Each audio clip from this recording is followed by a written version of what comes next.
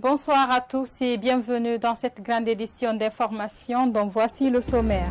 Ce jeudi matin, un tuyau qui ravitaille les citoyens du quartier Simbaya 1 dans la commune de Matoto a pété. Des dégâts matériels ont été enregistrés. Les cris de cœur des victimes, c'est dans ce journal. Et puis, la situation reste toujours tendue entre la société de transport Al-Bayrak et certains de leurs employés emprisonnés pour avoir réclamé l'amélioration de leurs conditions de vie. Des citoyens de Conakry déplorent cette situation.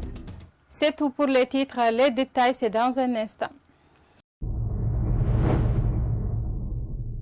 Comme annoncé dans les titres, très tôt ce jeudi 19 août 2021, c'est l'un des tuyaux qui ravitaille les citoyens du quartier Simbaya 1 en eau potable qui a pété sous l'œil impuissance. Les habitants de cette localité n'ont pas pu empêcher la percussion de l'eau dans les maisons qui a fait des victimes. Alpha Omar Diallo pour le compte rendu.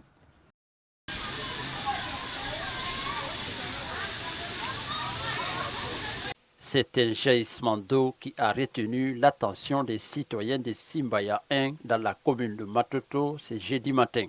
Pendant 2 heures, l'unique passage pour les piétons était bloqué. Pour ces citoyens, ce n'est pas la première fois que ce cas se produit dans ces quartiers.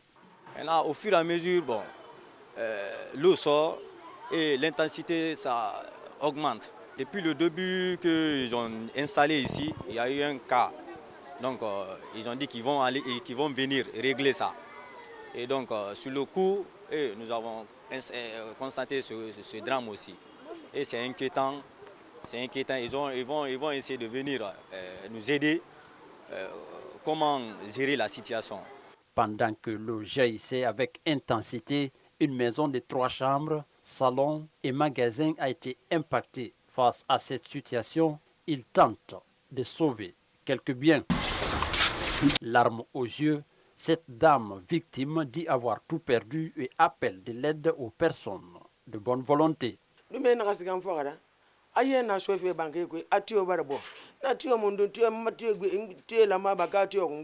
Ce sont les enfants qui sont venus me chercher dans le marché.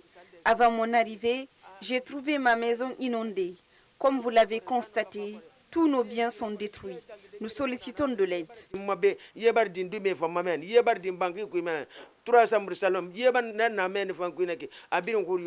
Selon notre source d'information, cette situation n'est pas une première dans cette localité. C'est pourquoi d'ailleurs, il interpelle les autorités à faire face à leurs responsabilités. Par ailleurs, ce tuyau qui permet aux citoyens de se servir en eau potable est entouré par les ordures de part et d'autre sous les yeux des responsables locaux. L'arrestation des travailleurs de la société de transport Al-Bayrak continue à faire couler encre et salive dans la cité. C'est le cas de certains acteurs de la société civile guinéenne rencontrés ce jeudi par une de nos équipes. Le président de l'ONG Rajgui ne mâche pas ses mots pour dénoncer cette situation. Mariam Bari et Moustapha Diané nous signent ce reportage. Pour se faire entendre, les travailleurs de la société Al-Bayrak Transport ont lancé une grève le lundi 16 août 2021. L'objectif, dénoncer leur peine et demander une amélioration de leurs conditions de vie. Cependant, lors de cette manifestation, plusieurs employés ont été arrêtés et détenus à la maison centrale de Conakry, dont des femmes enceintes. Un acte qui est qualifié comme une violation de la loi par cet acteur de la société civile. Je dénonce avec la dernière énergie l'arrestation arbitraire de certains grévistes pour les conduire à la maison centrale. Nous sommes dans un pays de droit, nous sommes dans un pays de démocratie. Donc le pays de droit suppose que tout le monde doit être soumis à la rigueur de la loi. Et freiner cette liberté d'expression et cette liberté constitutionnelle consacrée par la Constitution, et pour moi c'est une violation de la loi. Poursuivant, Sékou Touré affirme que la manifestation est un droit constitutionnel. Par conséquent, tout citoyen a le droit d'en faire usage. Tous les travailleurs ont la possibilité de revendiquer. C'est tout à fait normal en termes d'amélioration de leurs conditions de vie. Surtout que nous savons actuellement que depuis l'augmentation du coût du carburant, ça a augmenté le prix des transports, le prix des denrées, et on travaille, c'est pour mieux vivre. Plus loin, le président de Razghi interpelle les responsables de la société Al Bayrak Transport de prendre des dispositions utiles et nécessaires pour trouver une solution idoine. Nous interpellons effectivement les patrons de Al Bayrak de prendre des dispositions utiles et nécessaires afin de dialoguer avec les grévistes pour trouver une solution idoine. Donc il faut d'abord sortir les grévistes en prison et s'asseoir avec eux, négocier avec eux dans l'entente, dans la cohésion, dans la paix, mais pas dans la violence. Pour l'heure, il faut retenir que cette grève est aujourd'hui maintenue par les travailleurs de cette société qui comptent aller jusqu'à l'obtention de leurs revendications. Restons toujours dans le même sujet. Le torchon brûle entre la société de transport Al Bayrak et ses travailleurs après avoir manifesté lundi dernier pour réclamer l'amélioration de leurs conditions de vie. Plusieurs employés arrêtés ce jour-là à la maison centrale de Conakry. Face à cette situation, des citoyens de la capitale guinéenne ont déploré cet acte qui va à l'encontre de la loi du pays. Ils sont au micro de Yayo Moubari. Normalement, on ne doit pas les emprisonner parce que c'est des Guinéens, ils doivent réclamer leurs droits. Et puis l'État aussi doit venir à leur aide. Parce que tout ce qui est la société qui sont ici, là, ils travaillent pour les Guinéens, nous les Guinéens. Donc nous, l'État doit les supporter, nous les populations aussi doivent les supporter. Normalement, on ne doit pas emprisonner les 26 personnes, on doit les libérer sans condition. Et puis, tout ce qu'ils ont demandé, d'accepter ça, c'est ça. Bon, pour moi, ce n'est pas normal du tout. Si quelqu'un veut changer sa condition de vie, il faut lui permettre de ça, de changer au moins, même si ce n'est pas à 100%, mais lui aider aussi, lui aider au moins à 80%. Ouais. Bon, je dirais que l'État doit faire son mieux pour les aider. Sinon, avec Al Bayrak, entre eux là-bas, ça serait un peu difficile. Comme l'État doit jouer son rôle pour que Al Bayrak aussi les aide à améliorer leurs conditions de vie. Non, l'arrestation des travailleurs d'Al Bayrak là, ça ne devait pas être de la sorte. Parce que quand nous travaillons quelque part et que les conditions de vie qui sont dans ce lieu-là ne nous permettent pas, parce que c'est qu'il y a une famille à la maison. Et quand nous travaillons pour nos familles, nous avions des enfants, et quand nos conditions ne nous permettent pas, nous avions raison de nous lamenter, nous avions raison quand même de parler de ceci. Vous êtes travailleur.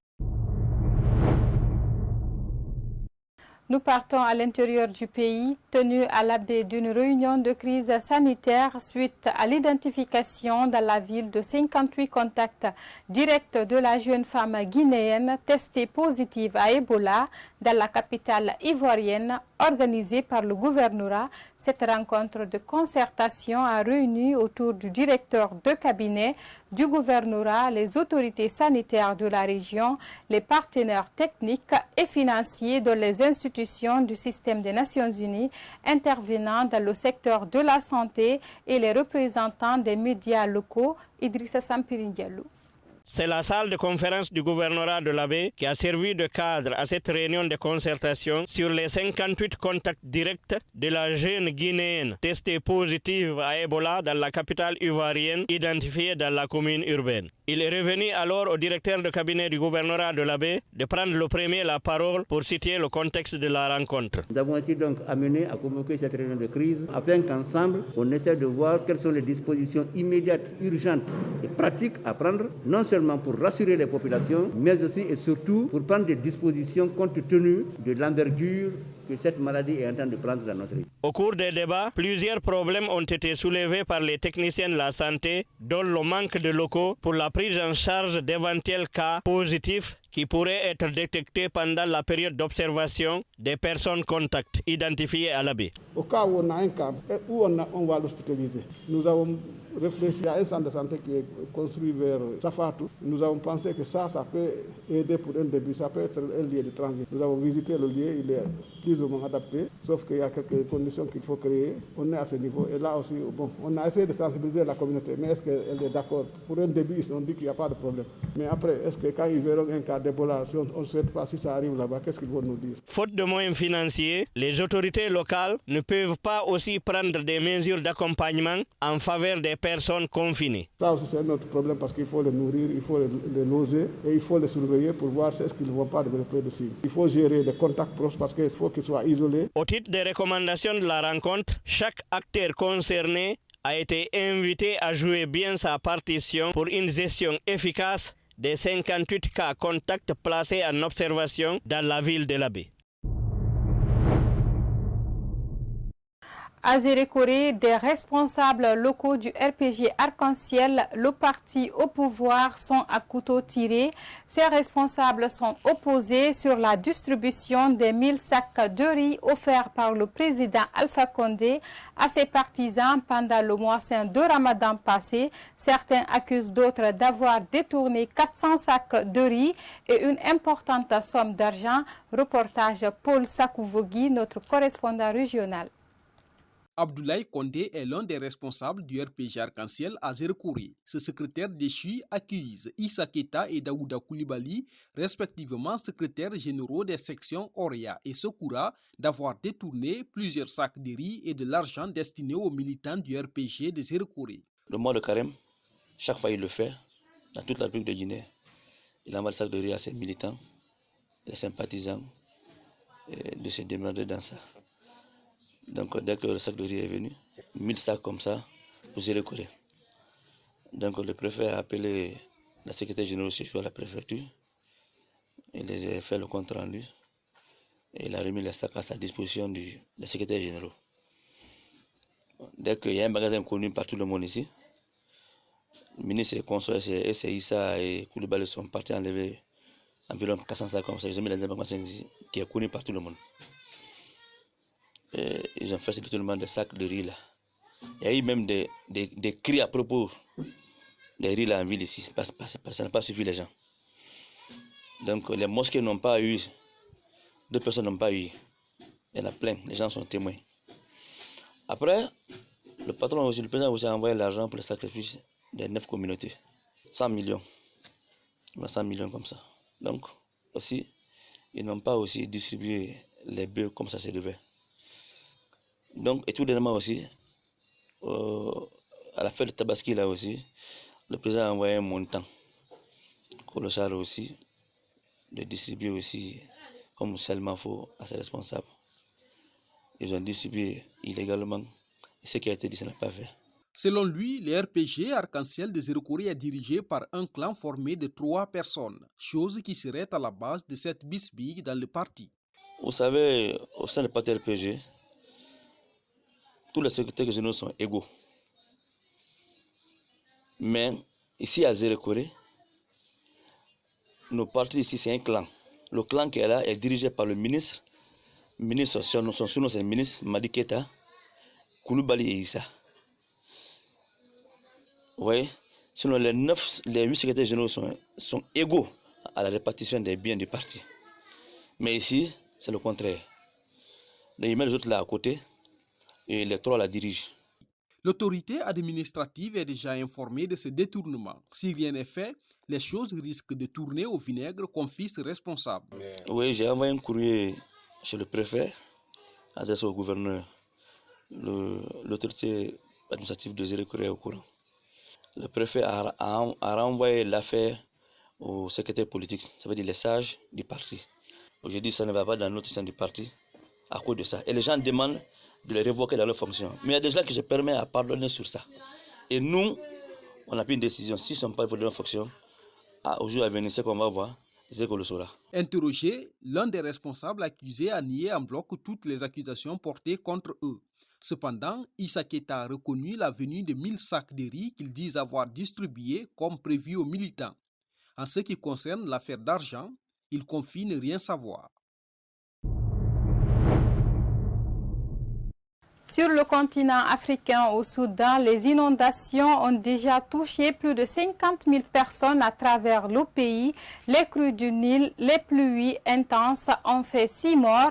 Mercredi 18 août, dans l'état du Nil, au nord de la capitale, plus de 6 000 habitations ont déjà été détruites, selon le Bureau des Nations Unies pour les affaires humanitaires. Mariam Tindibari nous signe ce commentaire. Au Soudan, ce n'est que le début de la saison des pluies qui s'étend jusqu'au mois d'octobre. Les autorités craignent que le pays traverse un nouveau épisode de crise sans précédent. En 2020, le Nil avait déjà débordé à son plus haut niveau depuis un siècle, causant une véritable catastrophe humanitaire.